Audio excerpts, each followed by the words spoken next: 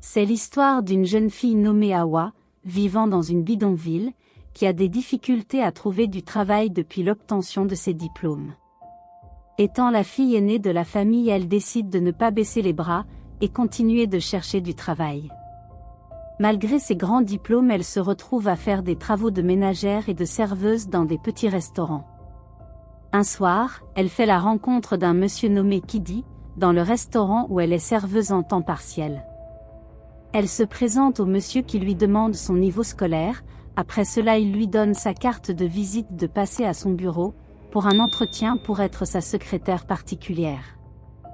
Hawa était si heureuse d'avoir enfin eu l'opportunité tant cherchée depuis plus de 3 ans. De retour à la maison, elle annonce la nouvelle à ses parents qui sont si heureux pour elle.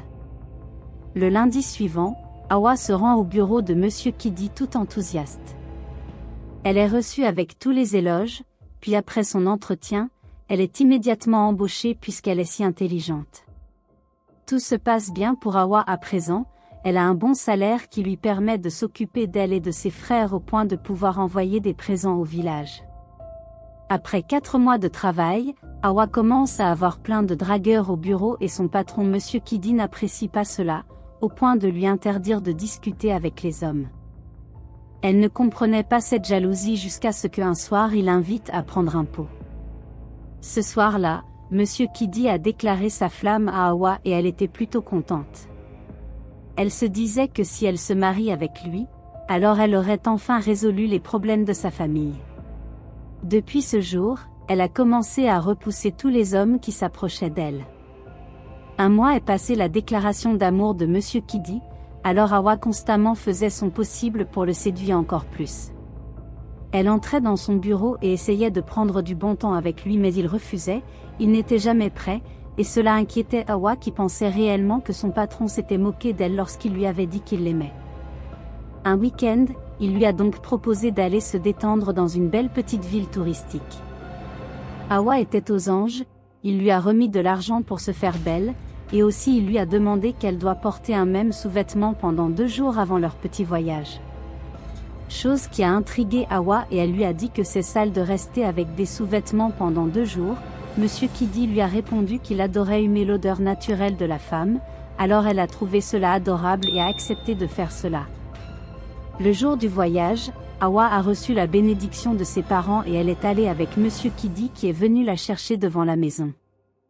Sur place dans la nouvelle ville, ils sont allés manger et boire, ils sont même allés au cinéma.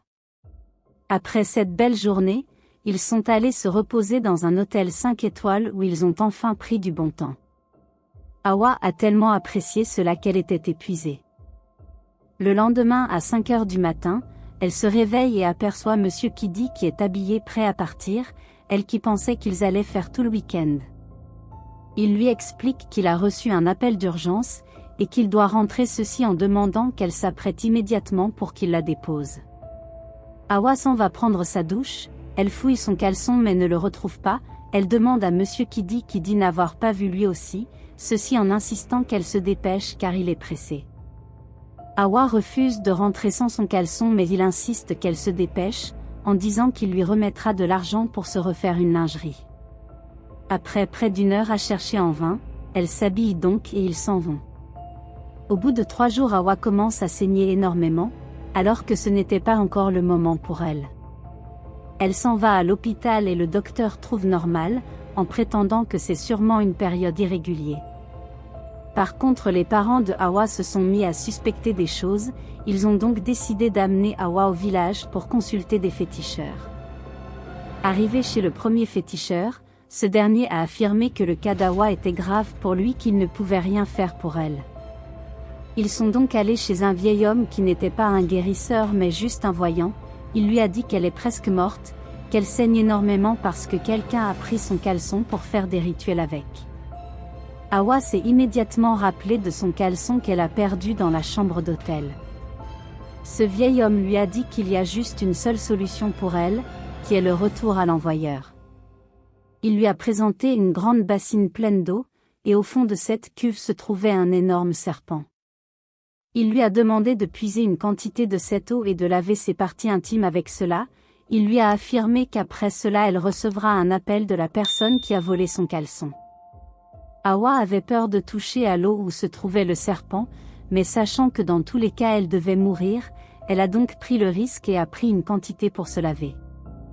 Après avoir nettoyé ses parties intimes avec cette eau, en à peine 5 minutes après elle reçoit l'appel de Monsieur Kiddy, qui lui demande de venir chercher son caleçon en prétendant qu'il est retourné à cet hôtel, et qu'on lui a remis cela. Hawa a refusé de prendre et il s'est mis à la supplier, en promettant de lui remettre une somme de 5 millions. Le vieil homme lui a demandé de ne pas accepter, puis il lui a expliqué que son patron est un ritualiste qui sacrifie ses secrétaires pour garder son poste, qu'à plus de 15 ans à ce poste, Monsieur Kiddy n'a jamais eu une secrétaire de plus de 6 mois, tous mouraient sans raison valable. De l'autre côté Monsieur Kiddy est allé chez Hawa lui remettre le caleçon pensant qu'elle était à la maison, malheureusement c'était pas le cas.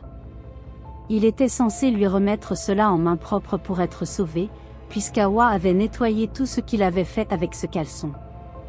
Hawa et ses parents ont fait un mois au village de peur qu'elle rencontre Monsieur Kiddy, et un soir elle a été appelée par l'une de ses collègues qui lui a annoncé que Monsieur Kiddy était devenu fou.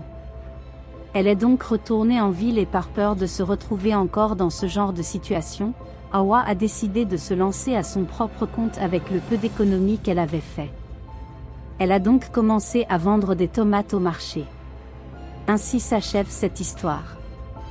La morale de l'histoire est de faire très attention aux personnes que l'on rencontre au quotidien, et surtout de toujours mettre la prière devant tout ce que nous faisons. Si l'histoire vous a plu alors n'hésitez pas à aimer la vidéo et de la partager avec vos amis. Surtout n'oubliez pas de vous abonner à la chaîne et activer la cloche de notification pour plus d'histoires pareilles. Merci d'avoir regardé jusqu'à la fin.